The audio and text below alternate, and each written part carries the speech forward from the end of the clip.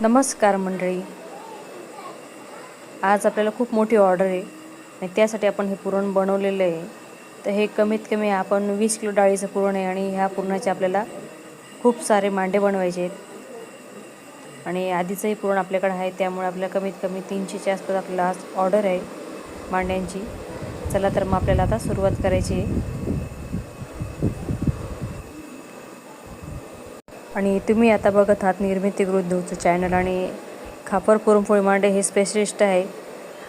खापरावरचे पुरणपोळी मांडे करणे हा खानदेशातली एक कला आहे आणि ते कलेचं मी सादरीकरण तुमच्यापर्यंत करत असते आणि तुमच्यापर्यंत पोहोचण्याचा प्रयत्न करते. खापरावरचे पुरणपोळी मांडे कसे बनवले जातात हे तुम्हाला बघायला मिळतील. आणि आता आम्हाला आज तर खूप मोठी ऑर्डर आहे म्हणून हा व्हिडिओ बनवण्यात आलेला आहे. आणि एका वेळी या सगळ्या गोष्टी करणं शक्य नाही होतं आम्हाला, कारण की आता खरोखर आता आमरस सीझन चालू आहे म्हणून आम्हाला वेळ नसतो. सकाळ संध्याकाळ दोन्ही वेळेत आम्हाला मोठे मोठे ऑर्डर्स असतात. अधिक मासमध्ये सुद्धा बघा, तुम्ही बघू शकताय.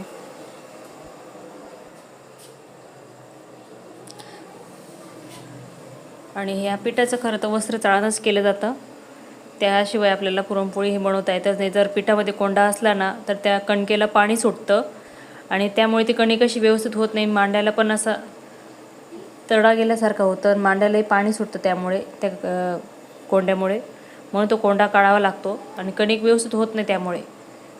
म्हणून त्याचं कारण असतं की त्या कणकेतलं आपलं पूर्ण पिठातलं कोंडा काढून घ्यावा लागतो. आणि पीठ असं स्मूथ असतं, एकदम चिकन असतं पीठ, त्यामुळे पुरणपोळी ही मऊ येत असते. आणि बरेच जण म्हणतात मांड्याला जरा काट असतात, पण ती हे काट येण्याचं कारण एकच असतं की मांडा हा हातावर फिरवला जातो. ती हातावरची कला आहे, त्याला काही मशीनचं काम नाही आहे. तुम्ही बघू शकताय, कोणतीही व्यक्ती बनवत असेल तिला हातावर फिरवावंच लागणार आहे. मग ते अगदी साईडच्या कडेला मांडा धरला जातो, त्यामुळे ती कडा निघत असते. आणि हे तुम्हाला चांगलं माहितीच आहे की ही जी कला आहे आजीबाई आपल्या पहिल्यापासून बनवत येतात, ते सेम तशी प्रोसेस आहे, त्यामध्ये आम्ही कुठलाही बदल केलेला नाही आहे. माझी आजी बनवायची सेम त्याच प्रकारे ही प्रोसेसमध्ये करत असतो आम्ही. फक्त याचं रूप आहे ते स्वरूप आमचं खूप मोठं आहे. आणि आजी जे बनवायची ते घरी कमी बनवायचे आजी, अगदी 1-2 किलोचे, 2 किंवा 3 किंवा जास्त असं काही मोठा कार्यक्रम असला तर कमीत कमी 5-6 किलो 10 किलोच्या आसपास बनवलं जायचं, मोठा कार्यक्रम असल्यानंतरच. कारण की जॉईंट फॅमिली असायची, तर काही कार्यक्रम असला तेव्हाच मोठे मोठे मांडे बनवले जायचे तेव्हा घरामध्ये. आणि बघा, आम्ही अशा प्रकारे पॅकेजिंग करत असतो. तर तुम्हालाही खापरावरचे पुरणपोळी मांडे खायचे, नक्कीच निर्मिती गृहला सबस्क्राईब करा आणि शेअर करा. बऱ्याच जणांची मागणी आहे की ताई आम्हाला खापरावरचे पुरणपोळी मांड्यांची रेसिपी दाखवा, आम्हाला मांडे शिकायचे आहेत, आम्हाला बघायचे आहेत, कोणाला खायचे आहेत. त्यासाठी मला बरेच मेसेज पण आले आहेत आणि मला त्यासाठी तर कॉल पण आले आहेत की ताई आम्हाला शिकवा असं म्हणून. शिकवायचं कारण असं आहे की जर तुम्हाला शिकायचं असेल तुम्हाला बघूनसुद्धा शिकता येईल, एवढं काही अवघड नाही आहे. पण मुळात म्हणजे जे गहू आहेत ना, ते गहू खूप महत्त्वाचे याच्यासाठी. गव्हावर खरं हा खेळ आहे.